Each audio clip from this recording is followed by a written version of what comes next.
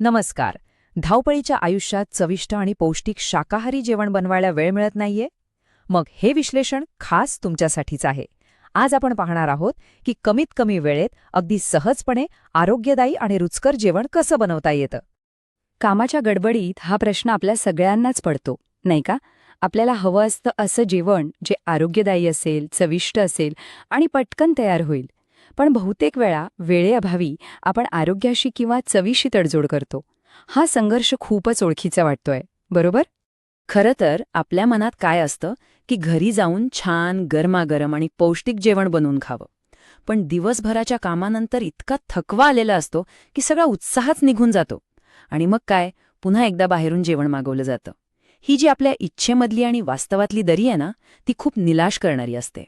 पण थांबा, आता तुम्हाला या तिन्हीपैकी काहीतरी एक निवडण्याची अजिबात गरज नाही. म्हणजे आरोग्य, वेग आणि चव या तिन्ही गोष्टी एकाच वेळी मिळू शकतात.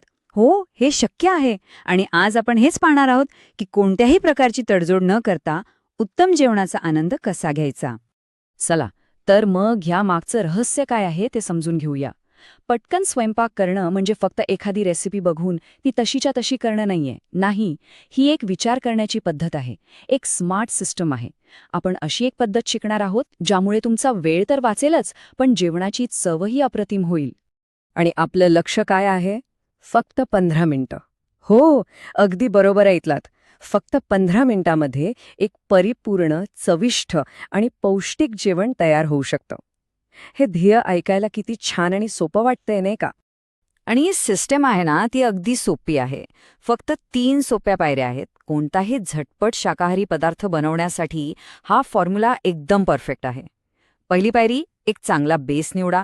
दुसरी पायरी, त्यात भरपूर प्रोटीन टाका. आणि तिसरी, मस्त चव येण्यासाठी काहीतरी खास पदार्थ घालून जेवण पूर्ण करा. किती सोपं आहे? चला, आता ही पद्धत प्रत्यक्षात कशी वापरायची ते बघूया. आपलं पहिलं उदाहरण आहे बाउल मील. आजकाल हा प्रकार खूपच लोकप्रिय आहे, कारण तो बनवायला सोपा आणि खूप लवचिक असतो. बघूया बरं यावर आपली पद्धत कशी काम करते. तर एका परफेक्ट पावर बोलची गंमत काय माहितीये? ती म्हणजे इथे कोणतीही एक ठरलेली रेसिपी नाहीये. ही एक प्लग अँड प्ले पद्धत आहे. म्हणजे काय की आपल्या आवडीनुसार आणि घरात जे काही उपलब्ध असेल त्यानुसार आपण पदार्थ निवडू शकतो आणि बदलू शकतो. आणि इथेच तर खरी मजा आहे. बघा, घरातल्या साध्या सोप्या गोष्टी एकत्र करून फार काही कष्ट न घेता आपण कितीतरी वेगवेगळी आणि चविष्ट बाउल्स बनवू शकतो. फक्त एक बेस, एक प्रोटीन, काही टॉपिंग्स आणि एक मस्त सॉस एकत्र करा. बस, प्रत्येक वेळी एक नवीन डिश तयार. आता आपण वळूया आपल्या दुसऱ्या उदाहरणाकडे. ते म्हणजे टोस्ट. हो, साधा टोस्ट. पण आपण या साध्या टोस्टला एका पूर्ण पोटभरीच्या आणि समाधान देणाऱ्या जेवणामध्ये कसं बदलू शकतो ते पाहूया. इथेही आपण तोच आपला 3 पायऱ्यांचा फॉर्म्युला वापरणार आहोत. आणि तुम्हाला हे बघून आश्चर्य वाटेल की एखाद्या भारी रेस्टॉरंटमध्ये मिळतो तसा आकर्षक आणि चविष्ट टोस्ट घरी बनवणं किती सोपं आहे. पण या साध्या वाटणाऱ्या पदार्थांमध्ये अशी काय जादू आहे?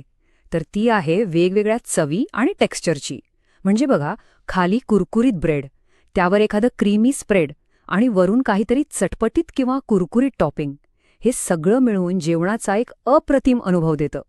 आणि म्हणूनच एक गोष्ट कायम लक्षात ठेवा. एक चांगला सॉस किंवा ड्रेसिंग म्हणजे जेवणाचा आत्मा असतो. तो सगळ्या पदार्थांना एकत्र बांधून ठेवतो आणि एका क्षणात जेवणाची चव पूर्णपणे बदलून दाखवू शकतो. चव वाढवण्याचा हा खरंच सर्वात जलद आणि सोपा मार्ग आहे. चला, तर आता आपण या सगळ्या महत्त्वाच्या गोष्टींना एकत्र करूया.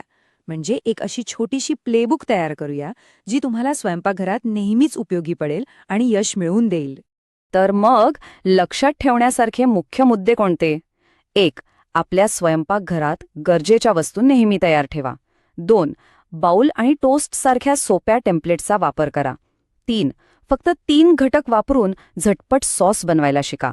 4. वेगवेगळ्या चवी आणि मसाले वापरायला अजिबात घाबरू नका.